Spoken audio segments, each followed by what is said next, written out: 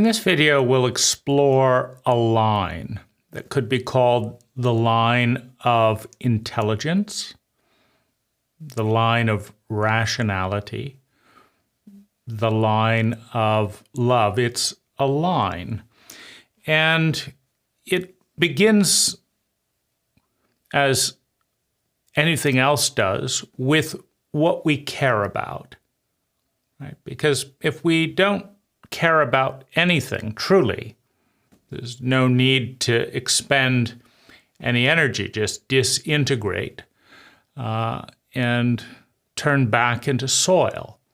But if we care about anything, hopefully including ourselves, if we care about people, about human beings, that's the first step.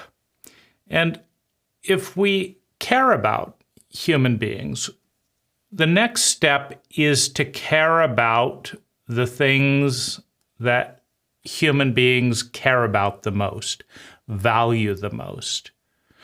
And that leads us to the primary drive of all humanity, of all human beings, which is to feel sustainably better, on the one hand, and on the other hand, to reduce chronic and unnecessary suffering, to reduce feeling chronically worse.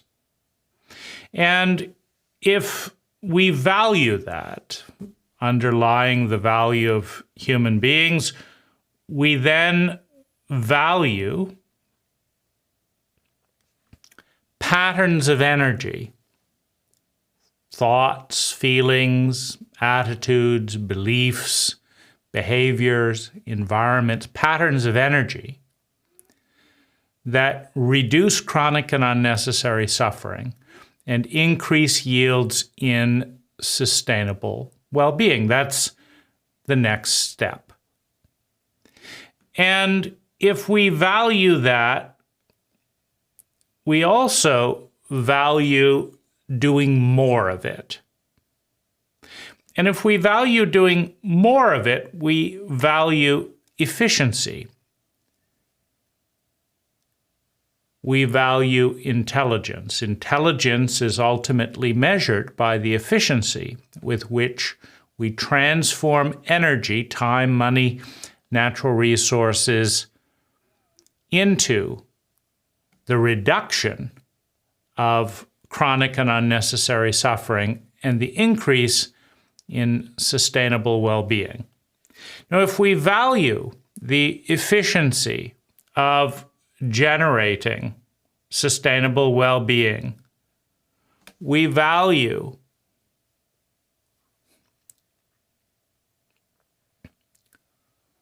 shifts in the pattern, right? And the most efficient shift in a pattern that is creating chronic and unnecessary suffering, that is obscuring more sustainable well-being, can come in one of two forms. We have the subconscious mind, right? The chronic, repetitive thoughts and feelings and behaviors and ways of being. And then we have the conscious mind, which is a very small part of our identity. And that's where we're putting our attention right at this moment in a new or innovative way, when we're consciously choosing this as opposed to using our default mode, right? So it's maybe 2%. So our habits, our patterns of thinking, feeling, speaking, doing, and being are 90 to 99% in default mode. We're thinking what we're thinking because we thought that way yesterday, and we thought that way yesterday because we thought that way before, and it's just looping, right? And the thought is producing feelings that are also looping, and beliefs that are also looping, and attitudes that are emerging out of those thoughts, those feelings, those perceptions that are looping, which is creating a lot of our physiology. Meaning, if you think a chronic thought, whatever it is, it changes our posture. If you think the thought, it's pointless, why bother, right? That's a different posture than I've got to make every moment count, right? So if you think I've got to make every moment count, it's a different thought, right? It's a different body posture. And it leads then to different actions, chronic actions. If it's pointless, why save up and invest money? Why not just spend every last penny on expedient gratification? So most of the patterns in our domain, as individuals, as families, as groups, as a species, are in the default mode, the subconscious. If we turn our attention there, we can see it, but most of the time we're just thinking, feeling, speaking, doing, and being based on what we thought and felt and did in the way that we were yesterday and the day before that. So 90 to 99% of the chronic and unnecessary suffering that we're experiencing today and yesterday, and the level of sustainable well-being we're experiencing today, is being generated by the default mode network. Now, at the densest form, we have, large purchases, very difficult accomplishments, moving house, that type of thing. And so if we value efficiency, if we value intelligence, right, then if we can make very large change and then change our thoughts out of that, it's not quite as efficient as changing the thoughts that are the seeds to those feelings, to that physiology, to that behavior, to those beliefs, right? So we emerge with a clarity that if we had to choose between changing the default mode network of human identity, an identity is simply the patterns of thinking, feeling, speaking, doing, and being that the I is identifying with, is attaching to, is saying, that's me, right? When we're doing something, the I, the ego, says, that's me doing it, as opposed to that's happening or that's not me, right? The ego identifies with whatever we're thinking, feeling, speaking, doing, and being. Now, thoughts are the lightest touch, meaning they're the least dense. Feelings are more dense physiologically and physically than thoughts. Behavior, ways of being, physiology is the most dense. But it begins with thought. And so the most intelligent thing that we can do is to alter our pattern of thinking so as to generate a different pattern of feeling, a different physiology, a different way of being, and different behavior. so as to generate an ecology, an environment that is conducive to more sustainable well-being and less chronic suffering than the environment before the change. Right? So that becomes the goal. To change our pattern of thought, to change the patterns of thought in the default mode networks within the brain, so that our default feelings, attitudes, beliefs, physiology, purchases, actions, ways of being, and the ecology that creates becomes more efficient at generating sustainable well-being. Now, if we conclude that this is the goal, then the first thing that we want to do is to create a viral pattern, right?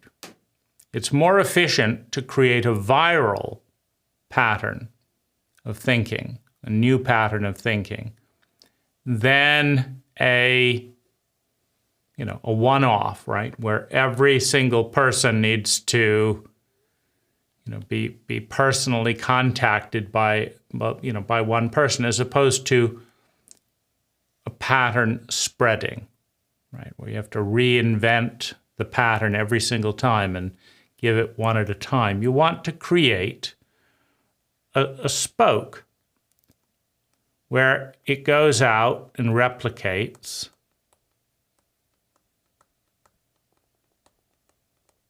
and then goes out and replicates, right? Rapidly and virally. And if you want a higher level of intelligence, you want the pattern of thought to go out rapidly, to go out virally, with as little cost as possible. Now, if you think about what is the most efficient way to virally transmit thoughts to as many people as possible for as cheaply as possible, you think of what is the cheapest transmission of language, of ideas today. And the most ubiquitous and the least expensive way to transmit thought is cell phones, is computers, right? So then you think of, well, what do you need to accomplish with that transmission? What needs to be transmitted to as many people as possible in such a way that it will spread virally to as many more people as possible? What has to be on that transmission? And relative to the goal, the obvious is information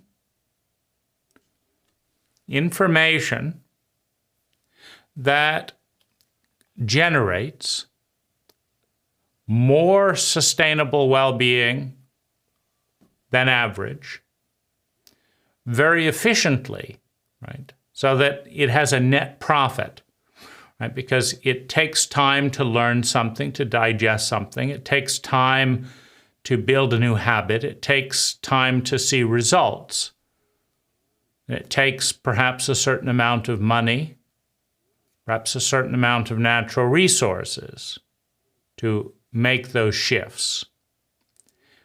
And in order for the shift to be intelligent, the sustainable well-being that comes out of it has to be higher than the cost. Right? So there will always be a cost to everything, but the benefit has to be higher. So they have to be high yield shifts. And in order for those shifts to be made, rather than tuned out or ignored or questioned, we need to have certainty, right? If you read another bit of information, new study suggests eating chocolate helps you lose weight. A new study suggests a glass of red wine is good for your health. A new study suggests alcohol is bad for your health. New study suggests, right? How much of those are you going to listen to? And what's going to help something stand out from all that noise of contradicting information? You're going to need more certainty than I have about almost any of this information about health and about well-being. Right? Should I be doubling down with more discipline in this situation, or having a positive attitude, or letting it go? I want to know with certainty what the probability is for someone like me in this type of situation over the next year. And I don't want to hear a cacophony of disagreeing opinions. I want statistical data. I want to know that 90% of the people like me who did this shift, that made this change, saw a net improvement and are glad they did it. And I want to hear why. I want to sample through some of that. So you did this change 6 months ago, and it's the best thing that's ever happened. Why? Why is this the best thing that ever happened? And how much like me are you, right? Is this the best thing that ever happened because, you've got a low-paying job and so it doesn't really cost you anything to take time off work? What about someone who's making $3,000 an hour? Would this be a good decision for someone like that? Or what about someone who's stressed and overwhelmed with time, right? Who doesn't enjoy reading books? Is reading this book still going to bring about a net profit in well-being for someone like me? I want to know that. And so that leads to the question of how can we create 10 times more certainty such that new information about sustainable well-being will be acted on? How can we generate certainty, right? Well, there's nothing 100% certain, but the pivot point, right? What's the threshold of probability that we need to know before we're willing to take a bet, right? Right. For some of us, it's 60-40, right? If there's a 60% chance that doing something will be beneficial, we'll do it, right? And there are some things that have that probability field. For others, it's 75%. If I could be certain that 75% of the people like me, right, my age group, my race, my ethnicity, my income bracket, my health situation, my location, my beliefs, right? If 70% or 75% of the people like me who have done this have seen a marked improvement and consider it a great idea, I will do it, right? So how do we get that 75% data point, right? Well, we need to start asking people the questions that you and I have never been asked, right? There is no database anywhere in the world that has the most important things on it. How do you know? How do I know, right? No one's ever asked me, what are the 3 most significant choices I've made to increase my well-being? No one's ever asked. And so I know that that data doesn't exist on any database, right? No friend has asked. No lover has asked. No government has asked. It's one of the most important questions, and no one's ever asked. Well,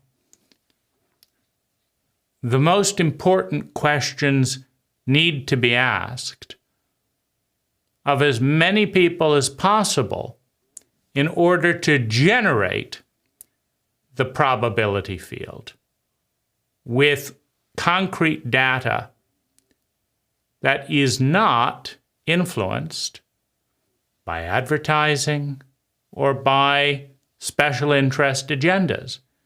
It needs to be entered to the best of our ability by you and by me. Now, that leads us then to the question of why are you and I going to enter this data, right? There's a lot of things going on, so why would we take the time to type out, check mark,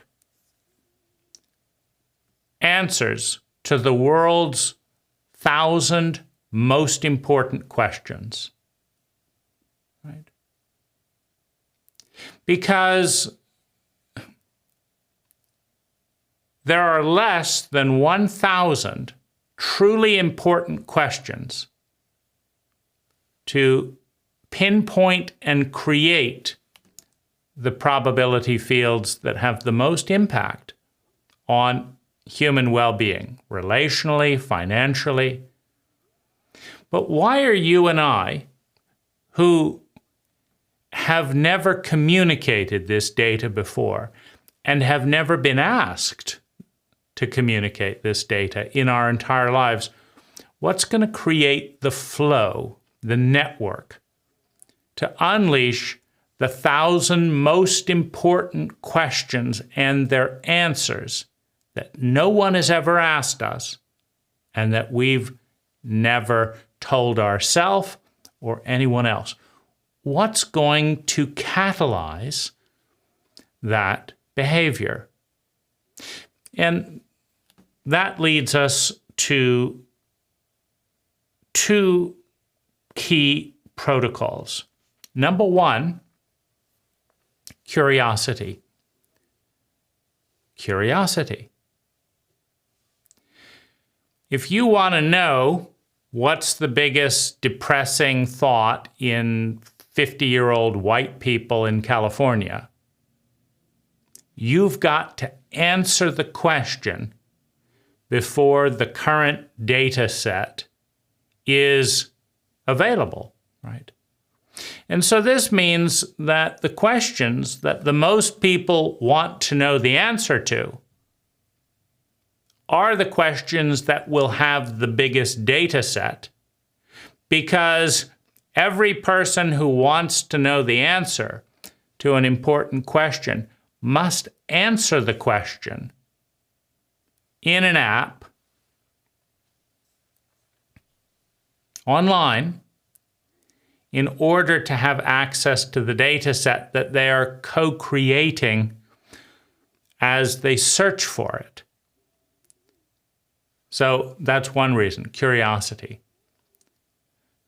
The other is success, is certainty that doing so will lead to a better life, will lead to higher yields. Now, in order to create that certainty, we need to have 1,000 people go through the protocol of asking and answering these questions and then responding to the situation, responding to the data, and then responding to the questionnaire of, is this working? How much is it working? Right? When this bit of data became transparent to 1,000 people, 500 of them shifted. 100 of them shifted 80% in that area. And the people that made the biggest shift saw a 300% benefit in that area, right? So an initial data set of people need to be tested for efficacy, for benefit in the app. And those results need to be published, and they should be reproducible, right? That's one thing. The other thing is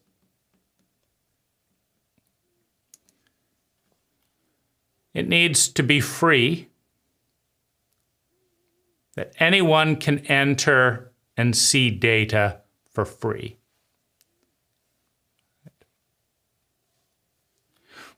So that friction is low.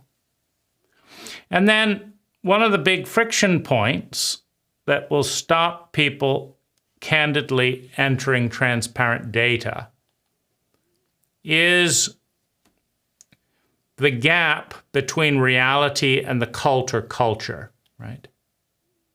So reality rewards certain behavior,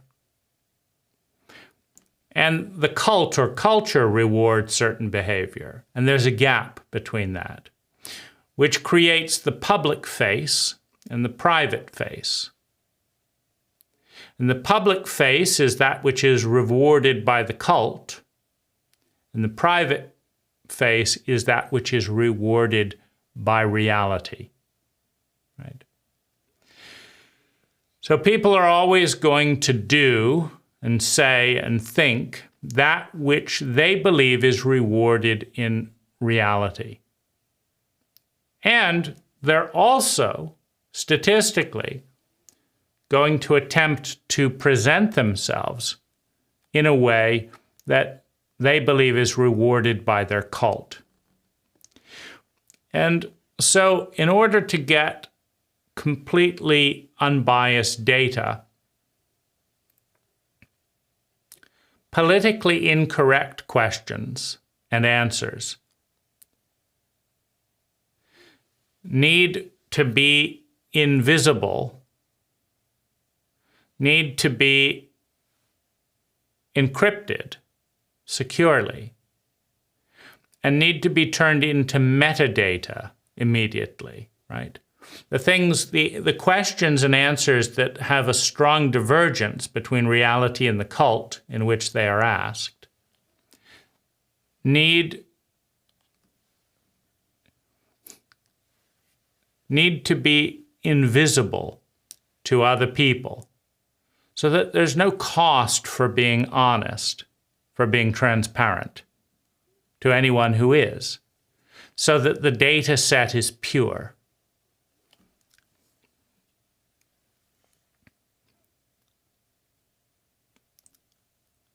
The app then needs to deliver the information, the thought, the idea, the pattern that is most likely to help a given individual using the app to increase their well-being with the least amount of unnecessary waste, with the least amount of unnecessary suffering. Making the app the most valuable technology on the planet today for transforming energy, time, money, and natural resources into sustainable well-being based on scientific probability fields with a high degree of certainty, based on the largest influx of real-time data to ever touch the planet about the 1,000 most important things that no one has ever asked us, and no one is speaking to one another. That is the journey from caring about other people, from being interested in intelligence, to understanding the drive to feel sustainably better and avoid feeling chronically worse, to valuing the efficiency with which that is done, to leveraging and synergizing with existing technology, to understanding the efficiency of delivering wireless information to people's eyes and pockets all around the world, to incentivizing people to simultaneously create and discover the most powerful, the most efficient, the most intelligent paths to sustainable well-being, and provide an enormous, perhaps the biggest useful influx of data about well-being that doesn't currently exist, and to make that data freely available to everyone who uses the app. This is a tremendous step forward for humanity.